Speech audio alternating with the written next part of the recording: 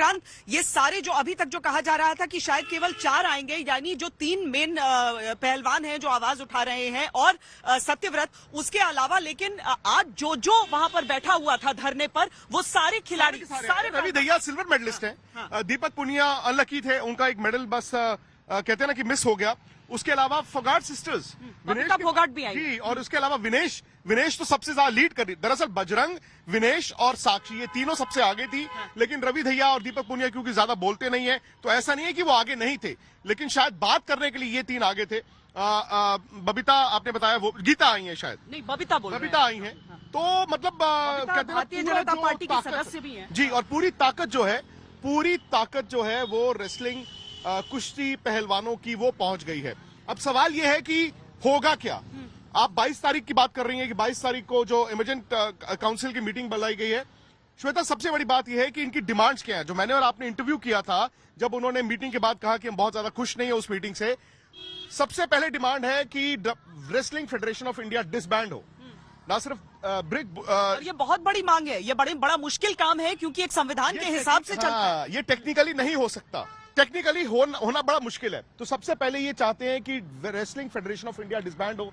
फिर इनकी दूसरी डिमांड है कि जो स्टेट एसोसिएशन है, जो राज्य के संघ हैं, वो सारे डिसबैंड हो। 36 है आपके पास, 36 राज्य हैं, और वो चाहते हैं कि सारे के सारे डिसबैंड हो। अब सवाल यह है कि तीसरा इनकी मांग क्या है। विक्रांत, ये मांगे तो देखिए, ये एडमिनिस्ट्रेटर चाहते हैं, राजनेताओं को मांगे पूरी करनी है। हिमांशु मिश्रा जो कि भारतीय जनता पार्टी कवर करते हैं इतने सालों से, वो कोई एक्सक्लूसिव जानकारी लेकर आए हैं। देखिए, मेरे को लगता है श्वेता की जो बात विक्रांत कह रहे हैं उस पर तो शायद सहमति मिनिस्ट्री की भी नहीं होगी, क्योंकि जो कमेटी फॉर्म करने की बात है वो कमेटी जरूर फॉर्म होगी, लेकिन अगर फेडरेशन के किसी अध्यक्ष को या पूरी बॉडी को अगर आपको सस्पेंड करना है तो उसके लिए कंप्लेन करनी होगी, और कंप्लेन भी जो है इंडियन ओलंपिक एसोसिएशन में कर सकते हैं आप, या फिर दिल्ली हाई कोर्ट में आप जाकर कंप्लेन करेंगे, तब दिल्ली हाई कोर्ट उस पर जजमेंट लेता है कि जो कंप्लेन है वो ठीक है या नहीं है।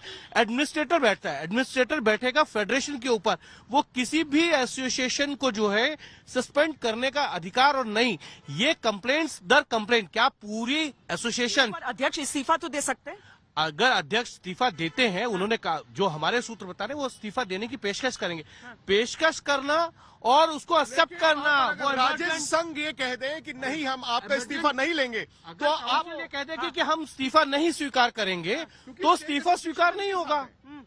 राज्य के संघ, जाहिर है। अब बात वही आ जाती है कि आपका यहाँ पर एक और चीज है श्वेता, जो अगर आप देखेंगे, जो बात मेरी बात हुई है फेडरेशन के ऑफिशियल से, विक्रांत की भी बात हुई होगी, ज्यादातर जो शिकायत करता है वो एक स्टेट से है, हरियाणा से। उनका ये कहना है कि ये फेडरेशन के अंदर एसोसिएशन वर्सेस फेडरेशन का मामला है, जिसको तूल देने का काम वो लोग कर रहे हैं जिनकी एसोसिएशन को 6 महीने पहले उन्होंने सस्पेंड कर दिया था, यानी कि तीरथ राणा और दीपेंद्र हुड्डा हरियाणा एसोसिएशन के प्रेसिडेंट थे, डिसबैंड किया, उनकी जगह नया एसोसिएशन बनाया। बड़ी चीज ये भी है कि आप ओलंपिक पदक विजेता खिलाड़ियों, और 1-2 नहीं, इतनी बड़ी संख्या में, कुल मिलाकर हम कहें तो मौजूदा भारतीय खेल में जो पदक विजेता, उसमें सबसे बड़ी संख्या के ये खिलाड़ी, क्या वो राजनीति के हाथ का एक मोहरा बनने के लिए तैयार हो गए हैं? क्या ये आरोप लगाए जा रहे हैं इन खिलाड़ियों पर? 45 घंटे हो गए हैं अपने हक की दस्तक देते देते इन खिलाड़ियों की। हम आपको ये रिपोर्ट पहले दिखाते हैं। के हर दिए में झोपड़ी का खून है, इसलिए हम क्रांति की आंधी बुलाना चाहते हैं। चिता से राख लेकर हाथ में आज सारे मुल्क को बागी बनाना चाहते हैं। ब्रजभूषण शरण सिंह, बीजेपी के सांसद, भारतीय कुश्ती संघ के अध्यक्ष, जिनके बाहुबल की कहानियां दशकों से प्रचलित हैं। मेरे जीवन में मेरे हाथ से एक हत्या हुई है। लोग जो कुछ भी कहें, मैंने एक हत्या की है।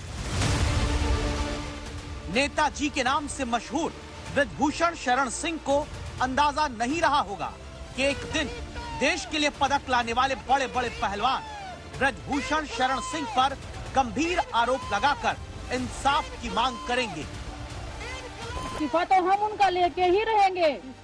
अगर हमें और ज्यादा उकसाया जाए तो हम उनको जेल में भी डलवाएंगे।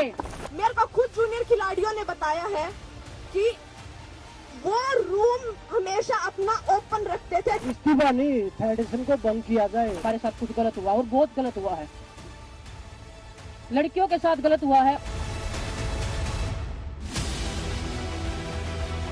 ये सारे आरोप उन्हीं ब्रजभूषण शरण सिंह पर लगते हैं जिनके बारे में कहा जाता है कि सियासत हो, अदावत हो या अखाड़ा, हर घोड़े को अपने काबू में रखने की ताकत दिखाते रहे। लेकिन अब सब ये जानना चाहते हैं, 11 साल से कुश्ती संघ की कमान संभालते ब्रजभूषण शरण सिंह कब इस्तीफा देंगे? क्या देश के पहलवानों के आरोपों के बाद ब्रजभूषण शरण सिंह गिरफ्तार भी होंगे? क्या ब्रजभूषण शरण सिंह पर देश की महिला पहलवानों के साथ यौन शोषण के आरोपों की कानूनी जांच भी होगी? आखिर क्यों देश का नाम रोशन करने वाले रेसलर्स को एक सांसद और कुश्ती संघ के अध्यक्ष के खिलाफ इंसाफ के लिए पुलिस के पास जाने की बजाय जंतर मंतर आना पड़ा? क्या ब्रजभूषण शरण सिंह इतने ताकतवर हैं कि भारत के बड़े से बड़े पहलवान को आवाज उठाने से अब तक डर लगता रहा?